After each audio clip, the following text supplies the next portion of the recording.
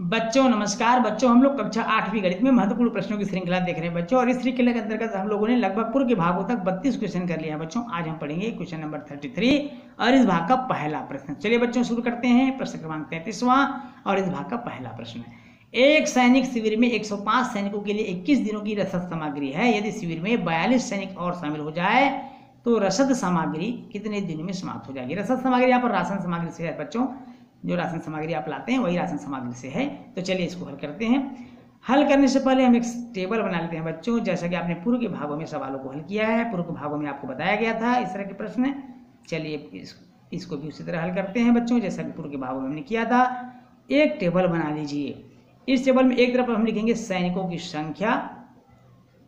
की संख्या और दूसरी तरफ हम लिखेंगे रसद सामग्री दिनों में खपत, रसद सामग्री खपत दिनों में। ये इस तरह से हम लिख लेंगे बच्चों।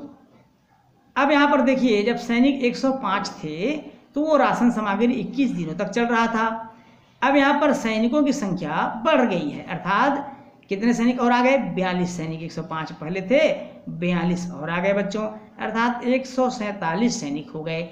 अब जब 147 सैनिक होंगे तो रसद सामग्री कितने दिनों तक चलेगी? निश्चित रूप से सैनिकों की संख्या बढ़ने से राशन सामग्री भी कम दिनों तक चलेगा। यहाँ पर एक का मान बढ़ने से दूसरा कम हो रहा है, इसलिए व्युत्क्रमानुपाती विचरण करता है। व्युत्क्रमानुपाती विचरण करता है, इस तरह से हम लिख लेंगे यहाँ पर बच्चों, व्युत्क्रमानुपाती विचरण करता है। और जब व्युत्क्रमानुपाती विचरण करता है तो फार्मूला आप सबको मालूम है। फार्मूला क्या है? x1 गुणित y1 बराबर x2 गुणित y2। x1 का मान क्या है बच्चों? यहाँ पर 105, y1 का मान है 21, इसी प्रकार x2 का मान है 147 और y2 का मान है x दिनों तक, अर्थात x है। तो चलिए पक्षांतर कर देते हैं। 105 गुणित 21 बटे 147 x बराबर हो जाएगा। अब देखिए बच्चों कितनी बार में कट रहा है, ये कट रहा है क्या बच्चों? चलिए काटते हैं। 3 से कट जाएगा, 3 सत्ते 21, 3 चौक 12, 3 निया 27, 7 एकम 7, 7 सत्ते 49। फिर अब यहाँ पर 105 बच जा रहा है ऊपर में और नीचे में बच जा रहा है 7, अर्थात 105 को 7 से डिवाइड कर देंगे। 7 एकम 7, 3 बच गया, 7 पंचे 35, 15 सत्ते 105 होता है, x बराबर 15। अतः जो राशन सामग्री है 42 सैनिकों के आ जाने से 15 दिनों में समाप्त हो जाएगी। ये इस प्रश्न का आंसर होगा। चलिए देखते हैं अगला महत्वपूर्ण प्रश्न। 6ab square plus 9a square B cube, B का घात 3 है यहाँ पर बच्चों, a स्क्वायर बी त्रिघात plus 12a square B square का गुणनखंडन कीजिए। हमको यहाँ पर गुणनखंडन करना है बच्चों। चलिए प्रश्न को एक बार और लिख लेते हैं। 6ab का घात 2 धन 9 a का घात 2 b का घात 3 धन 12a स्क्वायर बी स्क्वायर। अब यहाँ पर गुणनखंड करने के लिए बच्चों सबका मासा आपको मालूम होना जरूरी है। तो मासा कैसे मालूम होना जरूरी है? मासा कैसे हमको मालूम करना है? देखिए बच्चों, इन तीनों का गुणनखंड कर लीजिए और गुणनखंड करने के बाद आप मासा निकाल लीजिए। आपको यहाँ पर मैं बताता हूँ, बहुत ध्यान से समझिएगा। 6ab स्क्वायर हम जब इसको तोड़ेंगे तो 2 तिया 6 और a एक बार आया है, b 2 बार आया है, ध्यान समझिएगा बच्चों। 9a स्क्वायर b का घात 3 है, जब हम इसका गुणनखंड करेंगे तो 3 तिया 9 टूट जाएगा, a 2 बार आया है जबकि b 3 बार आया, इस तरह से आप उसको लिख लीजिए। 12a स्क्वायर b स्क्वायर दिया हुआ है बच्चों। 12 को जब हम तोड़ेंगे तो 3 चौकी 12 होगा, या 2 से भी कर सकते हैं। 2 तिया 6 दूनी 12, 2 दूनी 4 तिया 12, 2 गुणित 2 गुणित 3 में a 2 बार आया हुआ है और b 2 बार आया है, इस तरह से आप तोड़ सकते हैं। अब हमको मासा निकालना है। देखिए बच्चों सभी में कॉमन क्या है? यहाँ 2 है, इस लाइन में 2 नहीं है, यहाँ 2 है, लेकिन 3 यहाँ भी है, यहाँ भी है और यहाँ भी है। तो सबसे पहले तो 3 आ गया। उसके बाद देखेंगे a यहाँ भी दिख रहा है बच्चों, a यहाँ भी है और a यहाँ भी है, ये इस तरह से a भी आ गया। अब उसके बाद b देखिए, b है क्या सभी में? बिल्कुल देखते हैं बच्चों, एक b यहाँ है, एक b यहाँ है और यहाँ पर भी एक b आ गया। अब तीनों में कोई ऐसा है जो कॉमन हो, क्योंकि एक और b दिख रहा है बच्चों जो कॉमन दिख रहा है। यहाँ पर एक b है, यहाँ भी b है और यहाँ भी b, एक और b आ गया कॉमन, अर्थात हमारा मासा हो गया 3ab स्क्वायर। ये हमारा मासा हो गया। अब हम क्या करेंगे इस प्रश्न में बच्चों, 3ab स्क्वायर हम बाहर निकाल देते हैं। क्या कर देते हैं, 3ab² को बाहर निकाल देते हैं। जब इस लाइन में देखिए 3ab² बाहर निकाले तो 6ab² में क्या बच गया बच्चों, यहाँ पर केवल 2, तो यहाँ पर हम लिख देंगे 2 धन 9a² बीच घात को देखिए यहाँ पर क्या बच गया, जब 3ab² बाहर निकलता है तो 3 बचा हुआ है, a बचा और b बचा है, तो यहाँ पर लिख देंगे 3ab। 12a² b² में देखिए बच्चों क्या बचा हुआ है, 2 और a बचा हुआ है, तो 2 दूनी 4a हो जाएगा, यहाँ पर 2 दूनी 4a। ये हमारे इस प्रश्न का क्या हो जाएगा बच्चों, आंसर हो जाएगा। तो इस तरह से गुणनखंड कर सकते हैं, गुणनखंड मालूम कर सकते हैं। चलिए बच्चों देखते हैं अगला महत्वपूर्ण प्रश्न, गुणनखंडन कीजिए। अगला प्रश्न है गुणनखंडन कीजिए। यहाँ भी वैसे ही बच्चों देखते हैं, गुणनखंडन के लिए 4x दिया हुआ है, इसको हम तोड़ देते हैं, 2 दूनी 4, a और x एक बार आया हुआ है, 6a² y को जब हम गुणनखंड करेंगे तो 2 तिया 6, a 2 बार आया है जबकि y 1 बार आया हुआ है। अब यहाँ पर मासा कितना होगा बच्चों, देखिए 2 दोनों में है, क्या दोनों में है, इस तरह से मासा 2 आ गया। अब दोनों में a है कॉमन, तो a बाहर आ गया, और कुछ कॉमन है क्या, बिल्कुल कुछ भी नहीं, अर्थात 2a इसका मासा हो गया। अब हम जब गुणनखंड करेंगे बच्चों तो जो 2a आपने मासा निकाला है उसको आप बाहर कर लीजिए इस प्रश्न में से।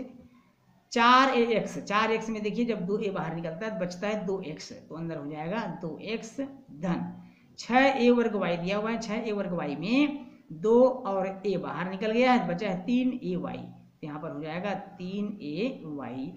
ये हमारा क्या हो जाएगा बच्चों, आंसर हो जाएगा। इस तरह से गुणनखंड बहुत आसानी से आप कर सकते हैं। चलिए देखते हैं अगला महत्वपूर्ण प्रश्न, समूहीकरण विधि से गुणनखंडन कीजिए। समूहीकरण विधि से गुणनखंडन कीजिए, यहाँ पर आपको समूह बनाना होगा और समूह इस प्रकार बनाइए जिससे काम में लेना आसान हो।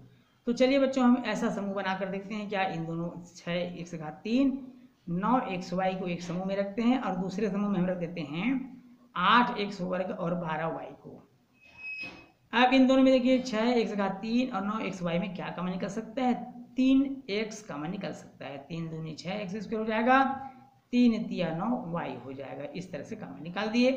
धन यहाँ पर देखिए बच्चों क्या कॉमन निकल सकता है, 4 से दोनों कट जाएगा, 4 बाहर निकाल दीजिए, 4 दूनी 8 और 4 तिया 12, ये इस तरह से कॉमन निकल गया। अब देखिए बच्चों ये दोनों कॉमन समान दिख रहा है, हम उसको भी कॉमन ले लेते हैं, अर्थात 2x² धन 3y उभयनिष्ठ निकल गया। अब बचा क्या बच्चों अंदर में, 3x धन 4, ये बचा हुआ है और ये हमारा क्या हो जाएगा, आंसर हो जाएगा, क्योंकि अब इनमें और इसमें कोई कॉमन नहीं लिया जा सकता, तो ये हमारा आंसर हो गया। तो इस तरह से समूह बना करके आप गुणनखंड कर सकते हैं।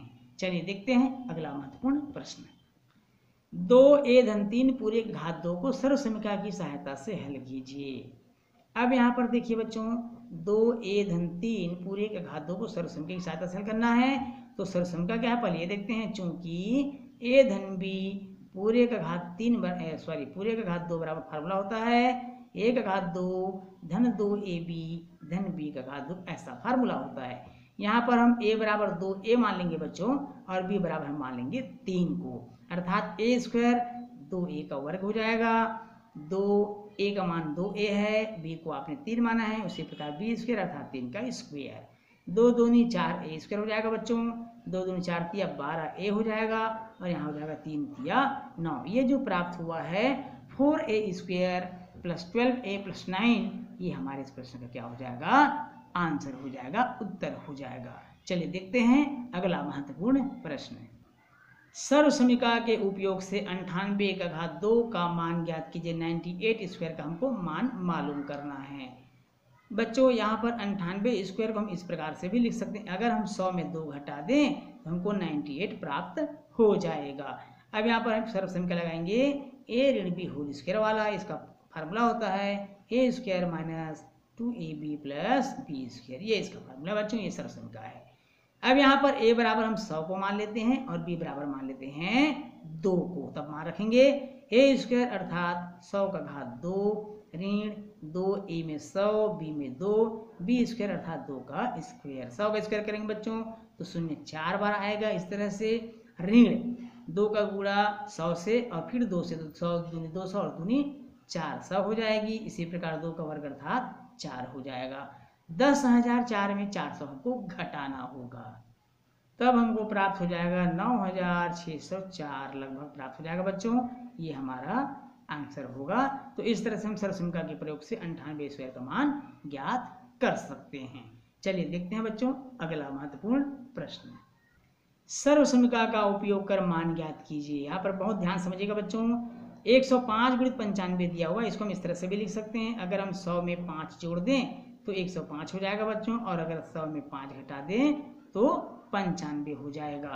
अब एक सर्वसमीका हमको याद आ रहा है, ए धन बी और ए ऋण बी, इसका फार्मूला होता है ए स्क्वायर माइनस बी स्क्वायर, अर्थात ए बराबर हम मान लेंगे 100 को, जबकि बी बराबर हम मान लेंगे बच्चों 5 को। ए स्क्वायर अर्थात 100 का स्क्वायर हो जाएगा, बी स्क्वायर अर्थात 5 का स्क्वायर हो जाएगा। जब 100 का स्क्वायर करेंगे बच्चों तो हमको मिलेगा 1 के बाद 4 शून्य अर्थात 10,000 मिलेगा, 5 पंचे 25। अब 10,000 में 25 घटा देते हैं बच्चों, हमको मिलेगा 9,975, जो इस प्रश्न का क्या हो जाएगा, आंसर हो जाएगा, उत्तर हो जाएगा। बच्चों इस प्रश्न के साथ ही आज का क्लास हमारा यही समाप्त होता है। वीडियो अच्छा लगे तो वीडियो को लाइक और शेयर करिएगा। यदि आप चैनल में नए हैं तो चैनल को सब्सक्राइब करना नहीं भूलिएगा। बच्चों आपसे फिर मुलाकात होगी अगले भाग में महत्वपूर्ण प्रश्नों के साथ। तब तक के लिए नमस्कार।